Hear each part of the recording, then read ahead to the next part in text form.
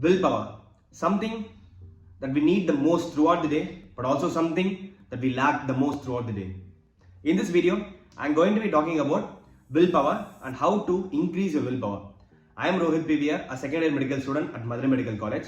In this channel, I make videos about spirituality, academics, and stoicism, which are absolutely the things that I care about. So, this sounds like a cup of tea, then do subscribe. So, what is willpower? Let us just ask our dear internet. So I got my iPad here. I'm just going to type in what's willpower. So willpower, it states so and so that it is the control exerted to do something or restrain impulses. And the example given so and so is this: most of our bad habits are due to laziness or lack of willpower. So why exactly do we need willpower even? See, we humans, right? We only crave for short-term benefits and short-term happiness. We'll do anything that gives us happiness, and if it is short-term, we are more certain to do that. Which is exactly the reason why certain things are addictive. Why are some things addictive? It's simply because they give us short-term happiness. But well, as we know, short-term happiness always comes with a long-term disadvantage.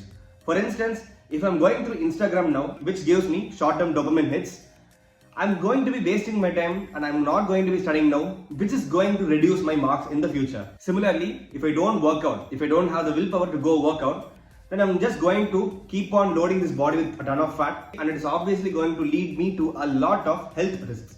I'm going to ask you this question. Do you feel that your willpower fades throughout the day?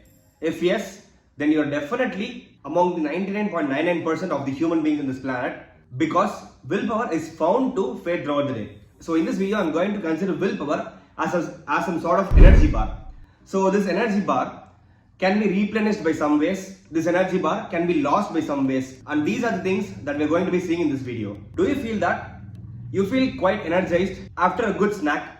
For instance, if you have a piece of chocolate, then you will get slightly motivated to do something that actually sucks. It's because eating is found to replenish your willpower. So if you have a small snack before you do something, it is definitely bound to increase the chances of you doing the very thing. A good sleep, a very good sleep, is found to completely replenish your willpower.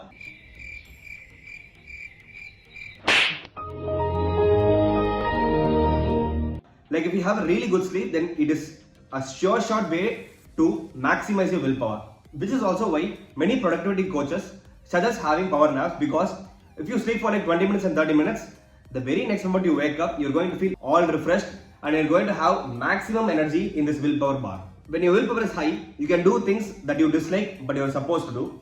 You can do things that are short-term painful and are long-term beneficial, which are mostly the things that you are supposed to do. For instance, working out. It is certainly something which is short-term painful, but then on the long term, you can have these amazing cool-ass biceps.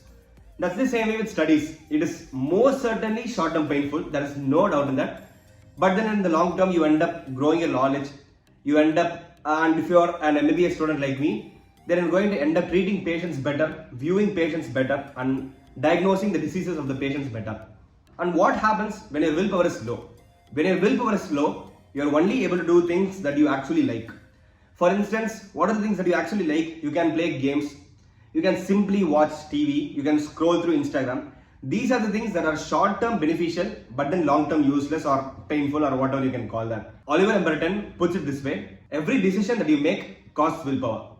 So which is also why many people suggest reducing your decisions to make. And people like Mark Zuckerberg go a step ahead by even reducing the decisions they have to make by wearing the same dress every day. And also there are times when there is like an increased expenditure of your willpower than normal.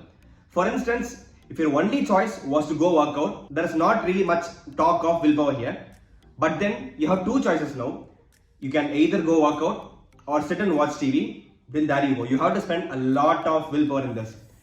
And also let's say you have three choices now. You can watch some movie in your phone. You can watch the TV. You can work out. Now the expenditure of willpower to work out has further increased.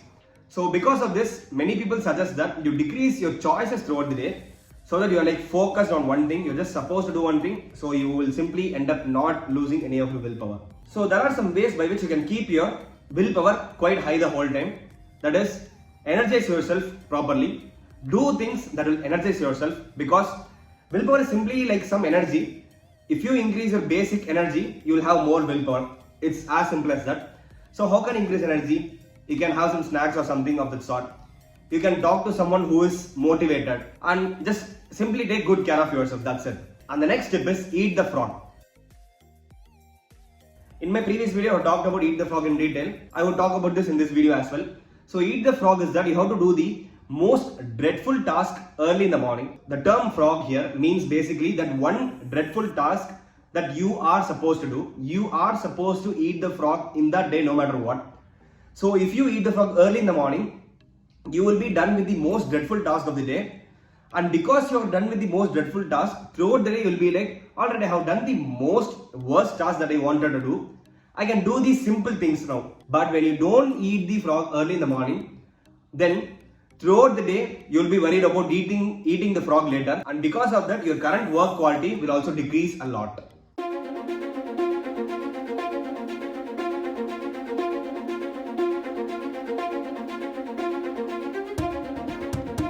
If you reduce the choices, you just end up not wasting your willpower a lot. For instance, if you are studying from a textbook and then you have the phone right next to the textbook, and if a notification pops, then there is no doubt that you're going to open it. So what can you do now? You can either throw the phone away or switch off the notifications of the phone. So these are the two options. So because of this, the only choice you have now is to simply go through the book. So you will just end up not wasting any willpower anymore. And in this video, I talked about how to beat procrastination. I've talked in detail about why do we procrastinate, how do we procrastinate, and how to stop procrastinating. So make sure you check it out. And as always, thank you for watching. See you soon.